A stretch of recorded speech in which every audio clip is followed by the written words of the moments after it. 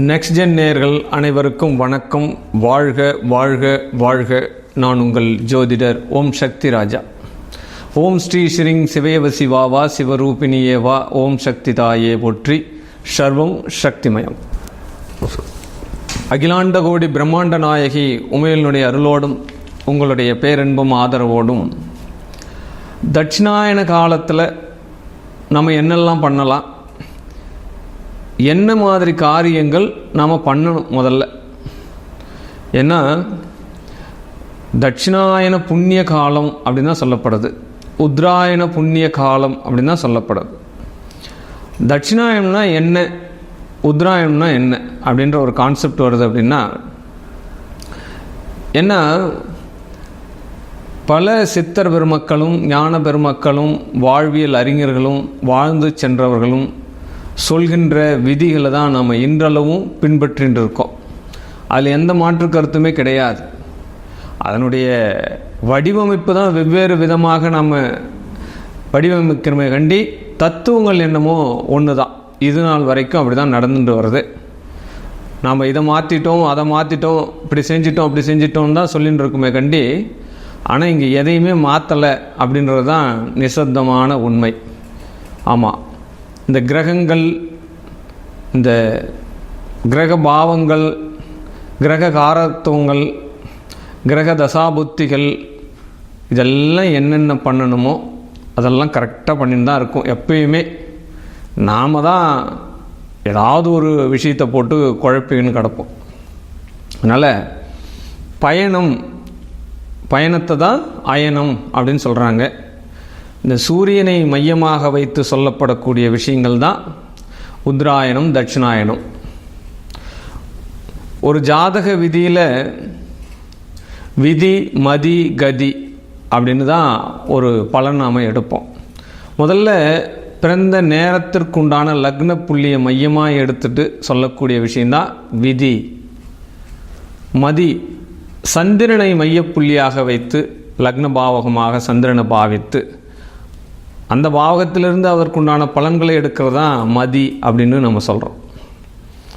இதில் கதி, இது ரெண்டுத்துலேயுமே ஒரு ஜாதகம் புலப்படலை, நம்மளுக்கு ஒன்றும் பெருசாக தெரியல அப்படின்னா சரி, கதியாவது இருக்கா? அப்போ சூரியனை மையமாக வைத்து சொல்லக்கூடிய விஷயங்கள் தான். இன்றளவு மேலை நாடுகளில் சில சாஸ்திரங்கள் கடைபிடிக்கிறா அப்படின்னா சூரியன் தான் மையமாக வைக்கிறா. சூரிய பஞ்சாங்கம் அப்படின்னு தனித்துவமான ஒரு பஞ்சாங்கமே இருக்குது. அவங்க அந்த ஒவ்வொருக்கும் ஒவ்வொரு விதி கடைபிடிக்கிறான். அதனால் சூரிய சித்தாந்தத்தை வைத்து சொல்லப்படக்கூடிய பலன்கள் தான் இந்த உத்ராயணம் தட்சிணாயன காலங்கள் அப்படின்னு பண்ணுது. இது சயின்டிஃபிக்காக நம்ம பார்க்கணும் அப்படின்னா நம்ம எல்லாருமே படித்த படிப்பு தான். ஒரு பூமி உலோக மேப் இருக்கும், இந்தியாவினுடைய மேப் இருக்கும். அந்த மேப்பை சரிபாதியாக பிரிக்கிற மாதிரி பூமத்திய ரேகை அப்படின்னு சொல்லிட்டு போட்டு 0 டிகிரி இருக்கும். அதுக்கு பிறகு 28 டிகிரி கடகரேகையாகவும் 23 டிகிரி சாய்ந்த கோணங்கள் தீர்க்க ரேகையாகவும் இருக்கும். இந்த சயின்டிஃபிக்கை தான் இது வரைக்கும் அந்த பூமத்திய ரேகை எங்கெங்கெல்லாம் போகுதுன்னு மார்க்கிங்லாம் யாரும் பண்ணுறதா கிடையாது, சொல்கிறா அப்படின்னு. ஆனால் இதை சாஸ்திர வடிவில் நம்ம கொடுக்கக்கூடிய விஷயங்கள் என்ன அப்படின்னா, சூரியன் வடக்கு நோக்கி பயணிக்கக்கூடிய காலம் உத்ராயண காலமாகும். அப்போ அந்த வடக்கில் முடிந்து மறுபடியும் சூரியன் தென் திசை நோக்கி பயணிக்கும் காலம் இங்கே தட்சிணாயன காலமாக குறிப்பிடப்படுகிறது. சூரியன் உதிக்கும் திசை கிழக்கு, இதுதான் நம்ம சப்ஜெக்டில் படிக்கிறோம். நம்மளை நிற்க வச்சுட்டு நம்ம கையை 2 மேலே தூக்க சொல்லிவிட்டு, ஆமாம், பார்வை கிழக்கு வடக்கு தெற்கு அப்படின்னு 4 திசைகள்லேயும் நம்மளுக்கு ஸ்கூலில் ஆசிரியர் பெருமக்கள் சொல்லி கொடுத்துருக்காங்க. இதுதான் வழக்கம். அப்போ இது என்ன, தென் திசை நோக்கி சூரியன் பயணிக்குது, வடக்கு திசை நோக்கி பயணிக்குது அப்படின்னா, சூரியன் ஒரே இடத்துல தான் இருக்கா, பூமி தான் சுற்றுது. அப்போ நமக்கு பார்வையில் என்ன தெரியுதுன்னா, நாம் இங்கே பூமியில் இருக்கிறதுனால சூரியன் சுழற்சி ஆகிற மாதிரி நமக்கு அது தெரியுது. நாம் அறிவாற்றல் அறிஞர்கள் சித்தர் பெருமக்கள் நமக்கு முன்னாடி சொன்ன ஜோதிட வல்லுநர்கள் என்ன விதிகளை கடைபிடித்து வச்சுட்டு போயிருக்காளோ அதனுடைய சுவடுகளில் இருந்து தான் நாம் பிரதிபலிப்பு பளிச்சாகணும். ஏன்னா நாம் யாரும் போயிட்டு அதெல்லாம் உள்நோக்கம் ஆராய்ச்சி பண்ணுற அறிவாற்றல் இருக்குது அப்படின்னா அதுக்கு சில ஞானங்கள் வேணும். அதனுடைய தத்துவங்களே பெரிய சப்ஜெக்ட். அதெல்லாம் நாம் அவங்க கொடுத்த ஒரு பாராயணத்தை பண்ணிட்டு தன்னுடைய வாழ்க்கையை ஒரு நல்ல வாழ்க்கையாக கொண்டு போகிறதுக்கு என்ன சூழலோ அதை தான் நாம் அடுத்த கட்ட நடவடிக்கை கொண்டு போகணும். ஆமாம், இல்லை நீ ஒரு ஆராய்ச்சியாளனாக தனி ஒரு அறிஞராக இருந்தால் அவங்க கண்டுபிடிச்ச கண்டுபிடிப்புலேருந்து புதிய கண்டுபிடிப்பு நீ கண்டுபிடிக்கிறதுக்கு உண்டான சாத்தியக்கூறு உனக்கு உண்டான ஞானங்கள் இருக்குன்னா நம்ம அதை முயற்சி செய்யலாம். சரியா?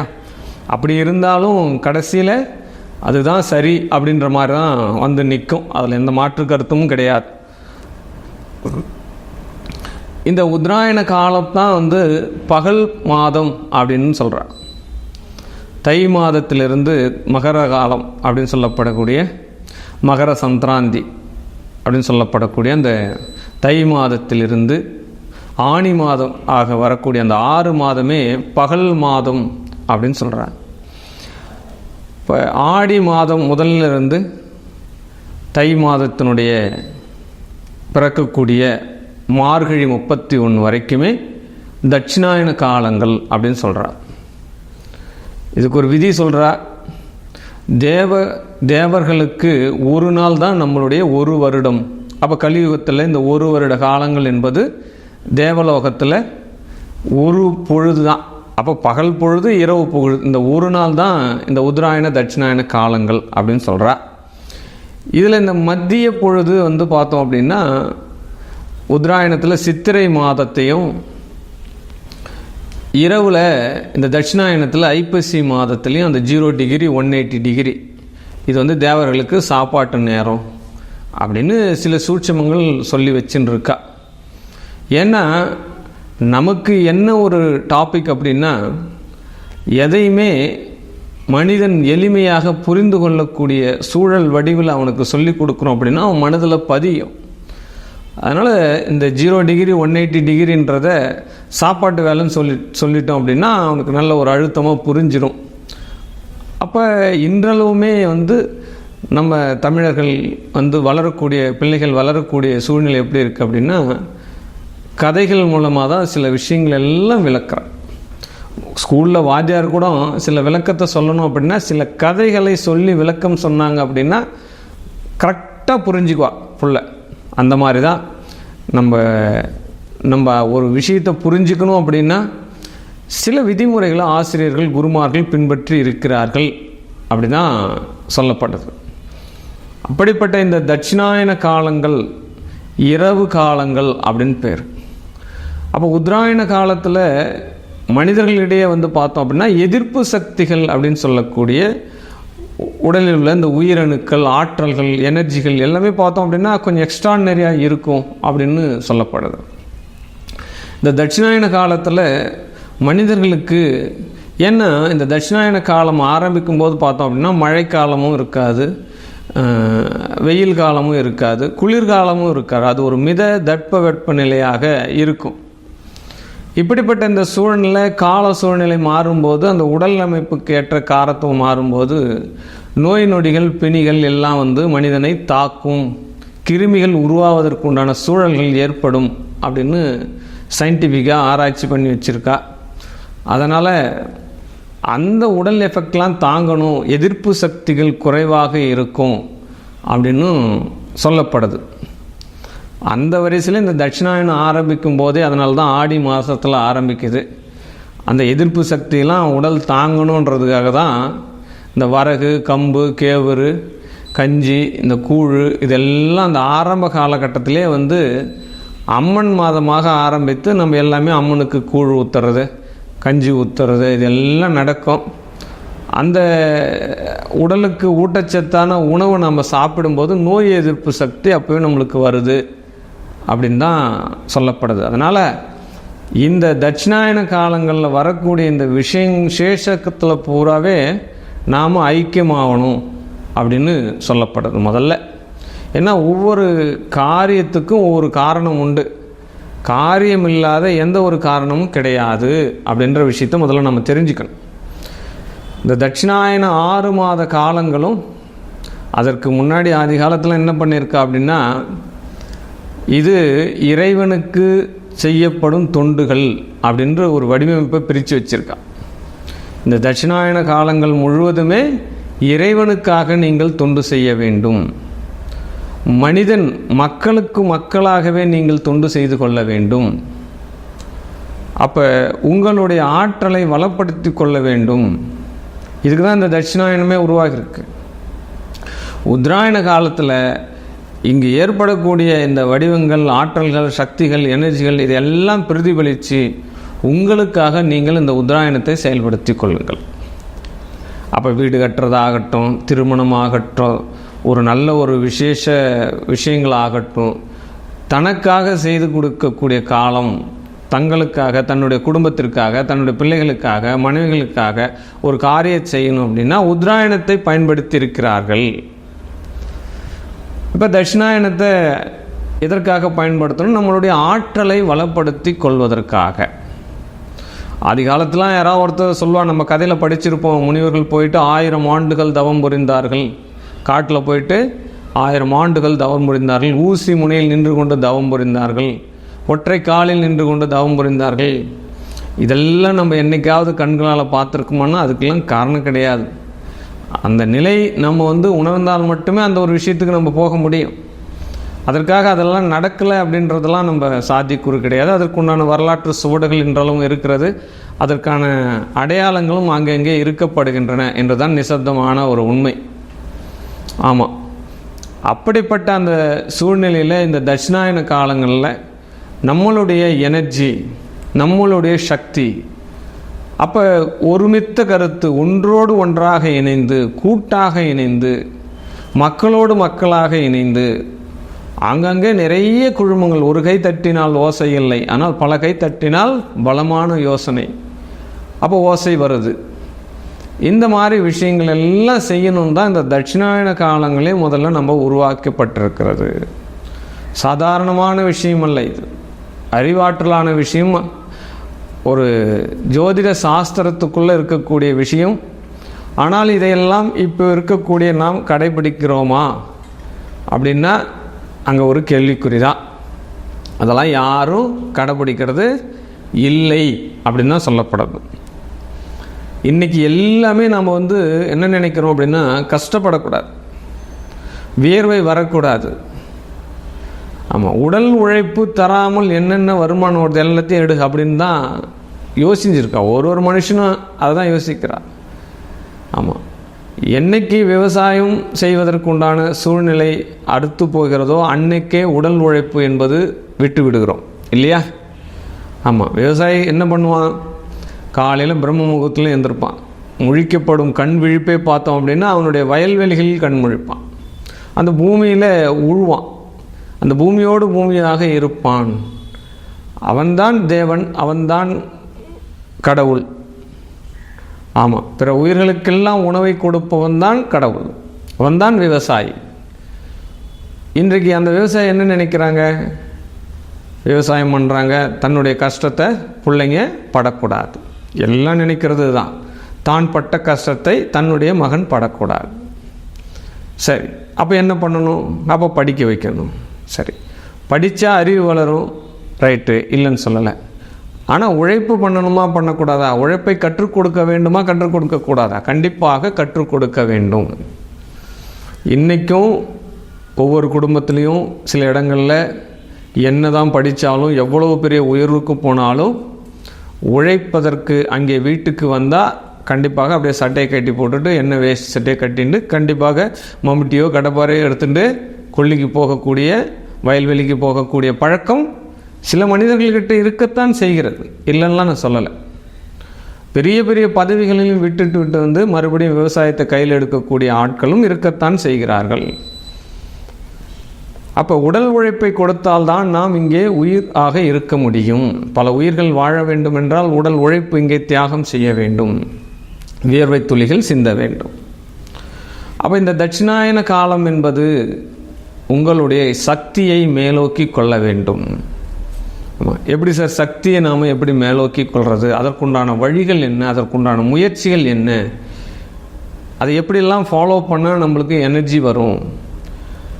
அப்போ இது ஒன்று நம்ம இன்றைக்கி தான் வந்து புதுசாக சொல்லணுன்றதான் இல்லை. சொல்லப்பட்ட விதிகளை நாம் மீண்டும் மீண்டும் சொல்லிக்கொண்டே இருக்க வேண்டும். இதுதான் தத்துவம்.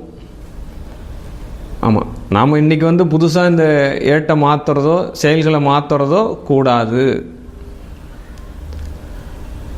அதனால் இந்த தட்சிணாயன காலத்தில் இந்த மேஷம் முதல் மீனம் வரை எந்த காரியத்தை நாம் செய்து நம்மளுடைய ஆற்றலை பெருக்கிக் கொள்ள வேண்டும், எந்த காரியங்கள் எல்லாம் நமக்கு டீஆக்டிவேட்டாக நடக்கும், அப்போ எப்படி நம்ம வாழ்க்கையில் முன்னேற்றுறது, அடுத்து வரக்கூடிய இந்த உத்ராயணத்தை நமக்குண்டான ஒரு முத்ராயணமாக மாற்றுவது எப்படி, அப்போ உத்ராயணத்தில் எப்படி இருக்கணும், தட்சிணாயனத்தில் எப்படி இருக்கணும். இப்போ தட்சிணாயன காலம், அதனால் இந்த தட்சிணாயன காலத்தில் எந்த மாதிரி நம்மளுடைய கடமைகளை செய்து என்னென்ன பூஜைகள் புனஸ்காரங்கள் செய்து நம்மளுடைய மனதையும் உடலையும் ஒருமித்தே எடுத்து போயிட்டு நாம் வாழ்க்கையில் வெற்றி பெறுவது எப்படி அப்படின்ற ஒரு சப்ஜெக்டு தான் உங்களுக்கு நான் மேஷத்திலிருந்து மீனம் வரை சொல்ல போகிறேன். நிதானமாக கேளுங்க, பொறுமையாக பாருங்கள். இந்த தட்சிணாயன காலத்தில் உங்களுக்கு வெற்றி உறுதி, அதில் எந்த மாற்று கருத்தும் கிடையாது. வாழ்க வாழ்க வாழ்க. மீனராசி நண்பர்களுக்கு அநேக வணக்கங்கள், ஆனந்த வணக்கங்கள். நம்ம பதிவு என்ன அப்படின்னு பார்த்தோம் அப்படின்னா, இந்த தட்சிணாயன காலத்தை எப்படி நமக்குண்டான காலமாக மாற்றுவது. காலம்தான் ரொம்ப ரொம்ப முக்கியமானது. ஏன்னா இந்த காலம்தான் அதுக்கு மிகப்பெரிய ஒரு சக்தி உண்டு. பள்ளத்தை மேடாக்கும், மேடை பள்ளமாக்கும். இதெல்லாம் இந்த காலம் செய்கிற வேலை தான். பெரிய பெரிய பெரிய பெரிய பூதகணங்களையும் பெரிய பெரிய சுனாமிகளையும் பெரிய பெரிய பேராற்றல்களை உண்ட ஒரு புயல்களையும் உருவாக்கக்கூடியது இந்த காலம்தான். அதனால் இந்த காலத்தை நாம் வரையறுக்க வேண்டும். முதல்ல அந்த காலத்துக்கு எதை கொடுக்குதோ அதை நாம் ஏற்றுக்கணும். அப்போ அந்த காலத்தை உண்டான வடிவங்களை நாம் வணங்க வேண்டும். இந்த காலத்துக்கு உகந்த வடிவங்களை நாம் முதல்ல வணங்க வேண்டும். அதுக்கு தான் இந்த தட்சிணாயனம் அப்படின்னு சொல்கிறார். எப்பயுமே இந்த மீனராசியில் இருக்கிறவங்களுடைய விஷயம் என்ன அப்படின்னா, தயாள குணம் கொண்டவர்கள். ஆமாம், விட்டு கொடுக்கும் தன்மை அதிகமாக கொண்டவர்கள் அப்படின்னு சொல்லக்கூடியது இந்த மீனராசி. ஆமாம், ஹெல்பிங் சென்ஸ் இருக்கலாம், ஓரளவுக்கு தான் இருக்கலாம். சில இடத்துல என்ன பண்ணுவோம் அப்படின்னா, தொழிலையே விட்டு கொடுப்பா. ஒரு தொழில் நடத்துவார், அந்த தொழிலில் ஒருத்தர் வந்து ஜாயின் பண்ணுவார். குறிப்பிட்ட கால நேரம் வரும்போது நீயே ஃபாலோ பண்ணிங்க இந்த தொழிலை அப்படின்னு சொல்லிட்டு இந்த தொழிலையே விட்டு கொடுக்கும் அளவுக்கு தயால குணம் கொண்டவர்கள் இந்த கும்பராசி நேயர்கள் தான். இதுக்கு ஒரு எக்ஸாம்பிள் தான் நான் உங்களுக்கு சொன்னேன். அப்போ எல்லா விஷயத்துலையும் எப்படி இருக்குன்னு பார்த்துக்கோங்க. ரொம்ப ரொம்ப ஹாப்பிங் சென்ஸாக இருக்கணும். டெய்லியும் காலையில் ஏதாவது வந்து அவங்க வீட்டில் வந்து வாசனை திரவியங்கள் போட்டணும். இது வந்து மீனராசிக்கு உண்டான ஒரு விஷயம். ஆமாம், காலையில் ஊதுபத்தி கொளுத்திடணும், இல்லை கடையில் சாம்பிராணி கொளுத்திடணும், இல்லை ஏதாவது வந்து நறுமணங்கள் பூக்கள் இருக்கணும். இப்படிப்பட்ட ஒரு டெடிடேஷன் மைண்டு தான் இந்த மீனராசிக்காரர்கள் அப்படின்னு சொல்லப்படுது. ஆனால் யூகம் இருக்கும் சார் அவங்கக்கிட்ட. பின்னாடி வரக்கூடிய விஷயத்தை முன்பே அறியக்கூடிய ஒரு திறன் வாய்ந்தவர்கள் இந்த மீனராசினார்களாமா. எனக்கு நடக்குன்னு எனக்கு தெரியுங்க, இருந்தாலும் நான் இதெல்லாம் இப்படி பார்த்துட்டு தான் போனேன், ஆனால் நடக்குன்னு தெரியுங்க. ஆமாம், பின்னாடி வர்றதை முன்னாடியே சொல்லக்கூடிய ஒரு பக்குவம், அந்த அளவுக்கு அவங்களுக்கு வந்து அந்த மைண்ட் வந்து டெடிடேஷனாக இருக்கும், அந்த அளவுக்கு அனுபவங்கள் வரும் அப்படின்னு சொல்லப்படுது. எல்லா காரியங்களையும் நம்ம தான் போயிட்டு முன்னாடி நிற்கணும் அப்படின்ற ஒரு மைண்டு இருக்க தான் செய்யும் இந்த கும்பராசிக்கு. இதை கட் பண்ணிவிடுங்க. இந்த மீன ராசிக்காரர்களை பார்த்தோம் அப்படின்னா எல்லா காரியங்களையும் நாம் முன்னாடி இருக்கணும், நாம் ஒரு தலைவனாக இருக்கணும், அதற்குண்டான தகுதி நம்மளுக்கு வரணும் அப்படின்னு நினைக்கக்கூடிய ராசியும் இந்த கும்பராசி தான் அப்படின்னு சொல்கிறாங்க. நல்லா சாப்பிடணும் சார், ஹெல்த்தியாக சாப்பிடணும். நம்ம சாப்பாட்டுக்கு மிஞ்சினது தானே எல்லாமே. நம்ம எதுக்காக உழைக்கிறோம்? அவங்ககிட்ட கேட்டால் தான் சொல்லணும், நம்ம எதுக்காக உழைக்கிறோம்? ஒரு ஜான் வயிற்றுக்காக தானே சார் உழைக்கிறோம். அதனால் சாப்பிட்றப்ப சகலமும் வச்சுட்டு சாப்பிடணும் சார். போஜன பிரியர் அப்படின்ற ஒரு விஷயத்துக்கு உகந்தவங்க யார் அப்படின்னு பார்த்தோம்னா இந்த மீன ராசியை சொல்லலாம். நல்லா சாப்பிடுவோம், ஹெல்த்தியாக சாப்பிட்லாம் அப்படின்னு சொல்லுவாங்க. யாராவது ஏதாவது ஒரு சின்ன வார்த்தை சொல்லிட்டா அது என்ன சொல்லுவோம் அப்படின்னா மூர்க்க குணம், உடனே பிடறி எழுந்திருக்கிறது. ஆமாம், ரொம்ப ரொம்ப ரொம்ப மூர்க்க குணம் அதிகமாக உள்ளது. அது என்ன ஏது யார் இருக்கா பக்கத்தில் எதெல்லாம் பார்க்குறதெல்லாம் கிடையாது, உடனே சடனாக. ஆமாம், சடன் பிக்கப் அப்படின்னு சொல்ல பற்றியா வண்டியில், அந்த மாதிரி சாதாரணமாக உடனே கோபம் வரக்கூடிய ஒரு ராசியாகவும் இந்த மீன ராசி அமைகின்றது அப்படின்னு சொல்லப்படுது.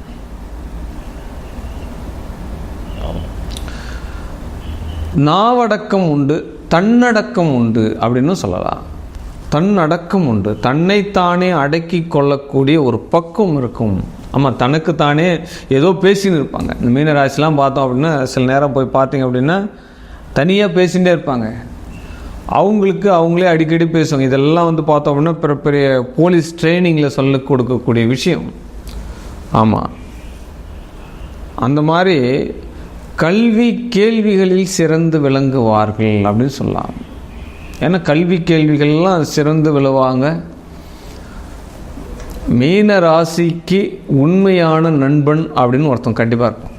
உண்மையான ட்ரூ ஃப்ரெண்ட் இருப்பான் சார். ஆமாம், அது ஒரு பாக்கியம் உங்களுக்கு. இந்த மீன ராசிக்கு ஒரு பாக்கியம் அப்படின்னா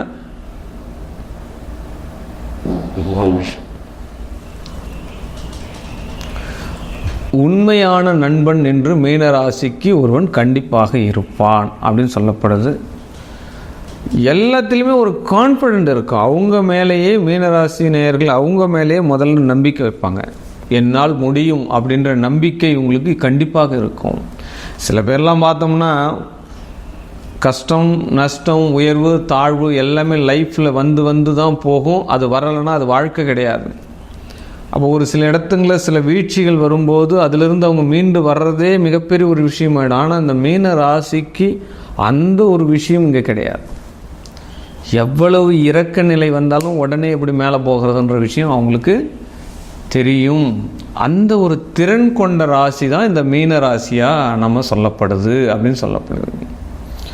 சடன்னு பேச்சுவாங்க.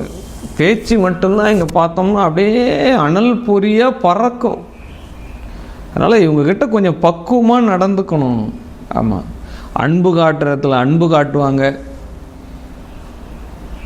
ஆமாம், இவங்கக்கிட்ட நடந்துக்கிற குணத்தை பொறுத்து இவங்க குணம் மாறும் அப்படின்னு சொல்லப்படுது.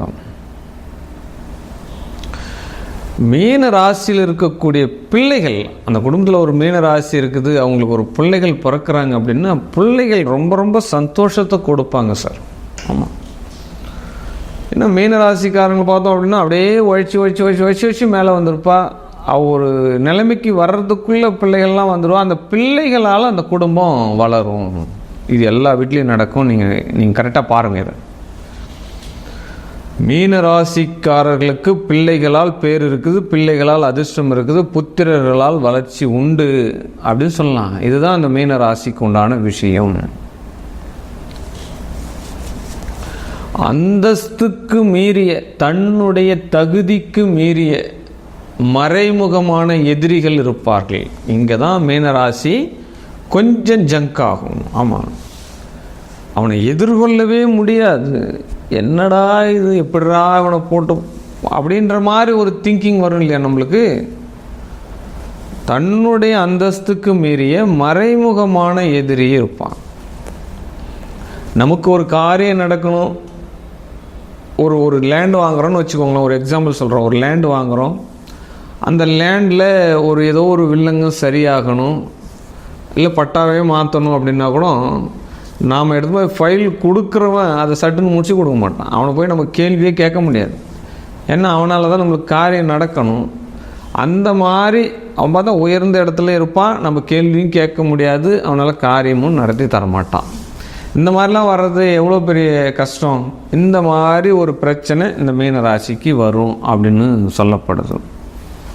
இந்த மீன ராசிலாம் போய் ஒரு பத்திரிகை துறையில் இருக்கிறாங்க, ஒரு அட்வொகேட்டாக இருக்காங்க, ஒரு பெரிய பெரிய முதலாளியாக இருக்காங்க அப்படின்னா இவங்களாம் சரியான ஒரு விகிதத்தில் இருப்பாங்க அப்படின்னு சொல்லப்படும். ஏன்னா ஒரு அட்வொகேட், நீதிமான், நீதித்துறையிலலாம் இருக்காங்க மீனராசி அப்படின்னா சரியான கேஸை தான் எடுப்பாங்க. அவங்க இல்லீகல் கேஸ்லாம் வேணாம் சார், எனக்கு வேணாம் சார், எனக்கு வேலை வேணாம் அப்படின்ட்டு அவர் அசால்ட்டாக போயிடுவார். அவர் அந்த மாதிரி நீதிக்கு முதல்ல இவங்க தலை வணங்குவார்கள் அப்படின்னு சொல்லப்படுது.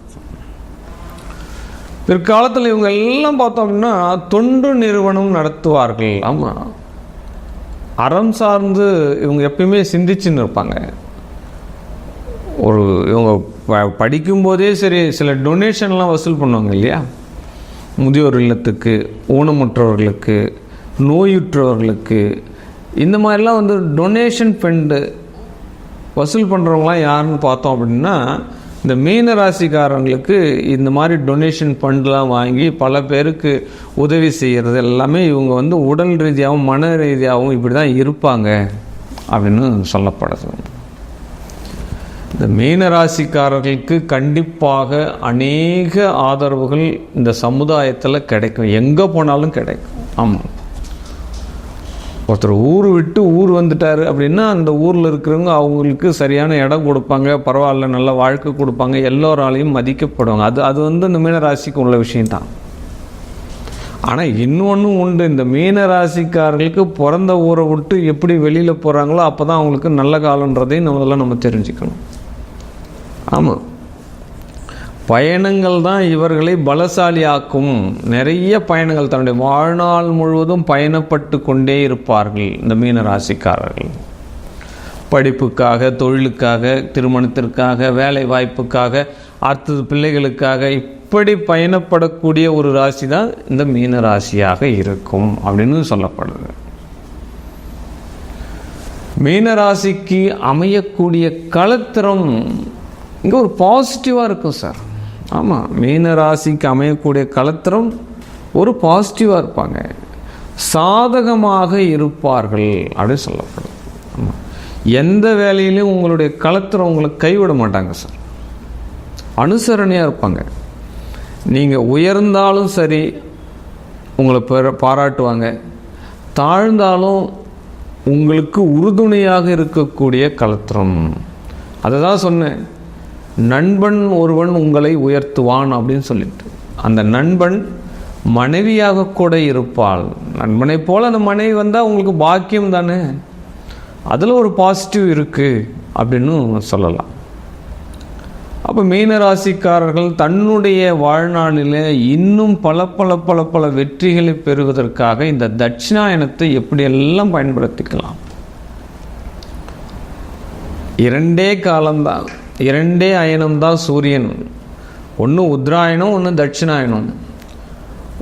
தட்சிணாயன காலத்தில் நீங்கள் செய்யக்கூடிய தெய்வ அனுஷ்டானங்கள், ஆராத்திகள், அப்போ மந்திர உபதேசங்கள், விரதங்கள், அப்போ பஜன்கள், அப்போ சாஸ்திரங்கள் எல்லாமே உங்களுக்கு உங்களுடைய மன ஆற்றலை பெரிதாக ஆக்கிக் கொள்வதற்கு உங்களுக்கு உதவுகிறது. உங்களுடைய 6ஆம்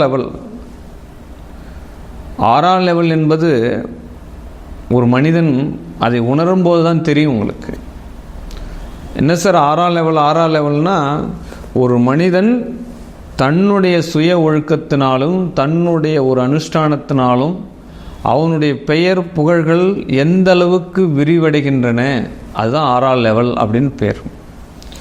அப்போ நீங்கள் சரியான ஒரு செயல்களை செய்கிறீர்கள், உங்களுக்கு நல்ல ஒரு கர்மா இருக்கிறது, நல்ல ஒரு தொண்டாற்றுகிறீர்கள் அப்படின்னா உங்களுடைய மதிப்பு மரியாதை இந்த உலகத்தில் பெருமளவு வளர்ச்சி அடையும். அதுதான் 6ஆம் லெவல். அப்போ அந்த லெவல் உங்களுக்கு பெருசானால் மட்டும்தான் உங்களுக்கு நல்ல காரியங்கள் உள்ள வரும். இந்த பிரபஞ்சம் நல் நடத்தைக்கு உண்டான விதிகளை உங்களுக்கு கொடுக்கும். அதெல்லாம் எடுத்துக்கிறதுக்கு உண்டான காலம்தான் இந்த தட்சிணாயன காலம். அப்போ தட்சிணாயன காலம் முழுவதுமே என்ன செய்யணும், நாம் தெய்வ அனுஷ்டானம் பண்ணணும். ஒவ்வொரு மாதத்திலும் என்னென்ன காரியங்கள் வருகின்றன. அப்போ இந்த தட்சிணாயனத்தில் விஷ்ணுபதி புண்ணிய காலம் வருது. எவன் ஒருவன் 3 விஷ்ணுபதி புண்ணிய காலம் தொடர்ச்சியாக என்னை சேவார்த்தி பண்ணுகிறானோ அவன் இந்த கலியுகத்திலே அத்தனை சுகங்களையும் அடைகிறான் அப்படின்னு தான் பெருமாள் உங்களுக்கு பாக்கியம் பண்ணியிருக்காரு, அதை செய்யுங்க. அப்போ வரக்கூடிய புரட்டாசி மாதத்தில் வரக்கூடிய பித்ரு தர்ப்பணம், முன்னோர்களுக்கு உண்டான பூஜை செய்யுங்க. அப்போ மார்கழி மாதத்தில் வரக்கூடிய பஜன் பண்ணுங்க. வரக்கூடிய வைகுண்ட ஏகாதசி பகவானுக்கு செய்யக்கூடிய சேவாத்தி செய்யுங்க. அப்போ இதை விட பெரிய விஷயம் என்னன்னா, பெண்கள் எல்லாமே பூரம் நோன்பு இருக்கிறா, அப்போ காரமுடையான் நோன்பு இருக்குது, தீபாவளி வருது, இதெல்லாம் சாஸ்திரம் அறிஞ்சு ஒரு செயல்களை நீங்கள் செய்யுங்க. ஒரு விஷயமும் நீங்கள் பண்ணும்போது என்ன செய்கிறீங்க அப்படின்னா, அந்த காரியம் எதற்காக நிகழ்ந்தது, நாம் ஏன் அதை பின்பற்ற வேண்டும், அப்போ அதனுடைய வரலாறு என்ன, அதனுடைய தாத்ரீயம் என்ன, எப்படி கடைபிடித்தால் அதனுடைய முழு பலன்களை நாம் எடுக்க முடியும். காலம் அறிந்து செய்கிறவர்கள் ஜெயிக்கிறார்கள், இதுதான் சாஸ்திரம் சொல்லுது. ஆமாம், உங்கள் காலம் எது, உங்கள் நேரம் எது, உங்கள் திதி எது, யோகம் எது, கரணம் எது, அப்போ எந்த காரியத்தில் நீங்கள் கடைபிடிக்கும் போது உங்களுக்கு அந்த காலம் வெற்றியடைய வைக்கிறது. ஆமாம், இதெல்லாம் தெரிஞ்சு செய்கிறவங்க வாழ்க்கையில் தன்னுடைய வாழ்க்கையினுடைய சமநிலையில் பயணிக்கிறார்கள். எப்பொழுதுமே அவங்களுக்கு அப் அண்ட் டவுன் பெருசாக அவங்கள பாதிக்கிறது இல்லை. அப்படி டவுன் வந்தால் கூட அதை சமாளிக்கிற சூழ்நிலையில் அவங்க இருப்பாங்க. அதெல்லாம் காலம் அறிந்து செய்கிற செயல். இன்றைக்கி தான் நம்ம ஃபாஸ்ட் மைண்டில் இருக்கிறோம். இன்றைக்கி செய்யணும், இன்றைக்கே காரியம் முடிஞ்சிடணும். அந்த மனநிலையை முதல்ல நம்ம மாற்றணும். அப்போ ஒரு காலம் செய்வதற்கே, ஒரு காரியம் செய்வதற்கே அன்றைய காலகட்டத்தில் இவ்வளவு காலங்கள் தெய்வ அனுஷ்டானம் பண்ணி தட்சிணாயனம் முழுவதுமே உபகாரம் பண்ணி உத்தராயண காலத்தில் தான் மனிதன் தன்னுடைய வாழ்க்கையை ஊன்றுகோலாக்கி கொண்டிருக்கின்றான். ஆனால் இப்போல்லாம் என்ன பண்ணுறோம், எந்த காலத்தையும் நம்ம பார்க்குறதில்ல, பொறுக்கிறதில்ல. கல்யாணமாக, வீடு கட்டுறதா, என்ன காரியமோ 4 நட்சத்திரம், ஒரு டேட்டை ஃபிக்ஸ் பண்ணிக்க வேண்டியது. அந்த டேட்டை அந்த ஜோதிடர் சொல்லிடணும், அவ்வளோதான். எனக்கு இந்த 3 டேட் இருக்குது, இதில் நல்லா சொல்லுங்கள். உங்களுக்கு உண்டான டேட்டை சொல்கிறதுக்கே ஜோதிடர்கிட்ட நீங்கள் டைம் கொடுக்கறது கிடையாது. அப்புறம் எப்படி அது நல்ல காலமாக கெட்ட காலமானு எப்படி சொல்லணும்? நீங்கள் கொடுக்குற தேதியில் இவர் ஒரு தேதி நல்ல தேதி சொல்லிடணும், அவ்வளோதான். அப்படியெல்லாம் ஃபாஸ்ட்டாக போயின்னு இருக்கக்கூடிய விஷயங்கள் எல்லாமே ஆபத்தை தான் குறைக்கும். ஆமாம், வாழ்க்கை என்பது வாழ்வதற்கு, அது தினம் தினம் சந்தோஷத்தை கொடுக்கறது தான் நம்ம வாழ்க்கையை ஃபஸ்ட்டு எதிர்பார்க்குறோம். அந்த வாழ்க்கை நமக்கு கஷ்டம் கொடுக்குதுன்னா அது சந்தோஷத்துக்கே நம்ம போகலை உள்ள. அப்போ எங்கே தடுமாறுகிறோம், எங்கே நாம் சரியான முறையில் இல்லை அப்படின்றத முதல்ல மனதுக்கு கொண்டாடுறது இல்லையா? அப்போ மூதாதையர்கள், சாஸ்திர அறிவார்கள், ஜோதிட பெருமார்கள், பெரிய பெரிய சித்தர் பெருமக்கள்லாம் என்ன சொல்லியிருக்கா? அப்போ தட்சிணாயன காலங்கள் முழுவதுமே இறையருள் காலங்கள், இறைவனை துதியுங்கள், உத்தராயணத்தில் உங்கள் காரியத்தை நிறைவேற்றிக்கொள்ளுங்க, இதை தானே சொல்லியிருக்கா? நாம் அதை ஏதாவது கடைப்பிடிக்கிறோமா? இனி வரும் காலத்தில் கடைப்பிடிங்க. அப்போ தட்சிணாயனம் வரக்கூடிய காலத்தில் இறைவனுடைய துதிகளை சொல்லி, இறைவனுடைய நாமங்களை போற்றி, உங்களுடைய செல்வ நிலை, உங்களுடைய மனநிலை, குடும்ப ஆரோக்கிய நிலை உயர்த்தி கொள்ளுங்கள். வாழ்க வாழ்க வாழ்க.